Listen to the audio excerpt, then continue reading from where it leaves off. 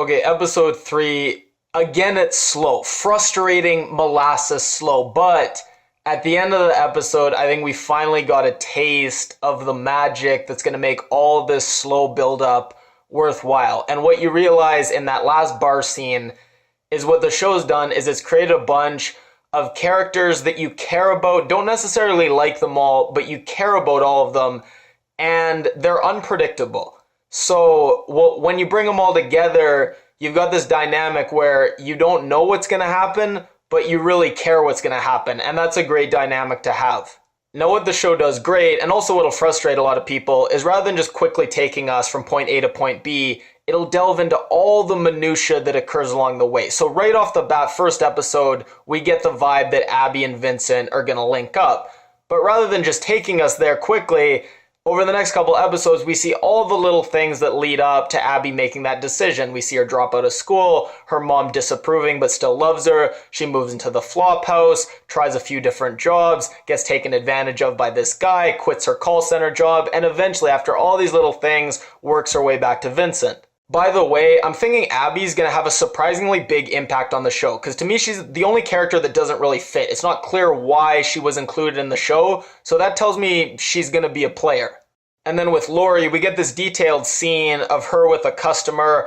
We're not really quite sure why it's going into this much detail, and then we realize Cece's a little unhappy with her, again, not sure why, and then he goes into his little speech about how she's doing the wrong kind of jobs, and we realize it's all part of this long arc of her almost experiencing violence from a customer and kind of feeling skittish and only wanting to do certain kind of jobs.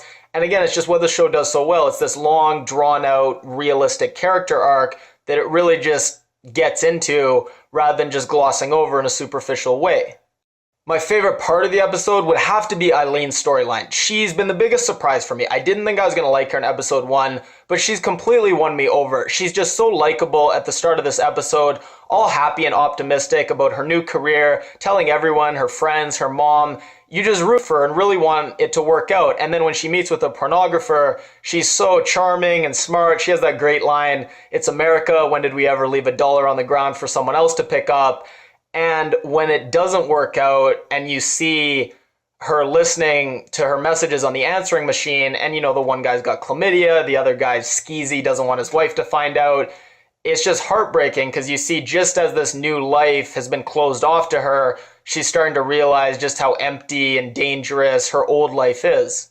And then by the end of the episode, you see her starting to unravel and snapping at people. It was just a great arc throughout the episode. Darlene's storyline, I have mixed feelings. So the show seems to sometimes take a character and not really do anything new with them in an episode, but just throw them in a few scenes to remind us that they exist. And I don't know how I feel about that, because on the one hand, I like Darlene and I enjoy the scenes with her. On the other hand, it's frustrating to watch her watch a movie with that old guy, her reading, stuff we've already seen, and it just feels like spinning your wheels. My least favorite part of the episode's gotta be Frankie. God, he was grating this episode. He's gone from fun useless to bad, borderline homophobic useless. I really see a big crash coming with him and probably his brother, but definitely one of the other characters. A few final thoughts. They brought back the white pimp. I'm so happy. I had to look up his name. I don't know if they ever say it. It's Gentle Richie. It just makes it even more perfect. It is a little questionable how every black pimp just seems fairly violent and brutal, and this guy is just salt of the earth, the most enlightened pimp possible, but I still love his character.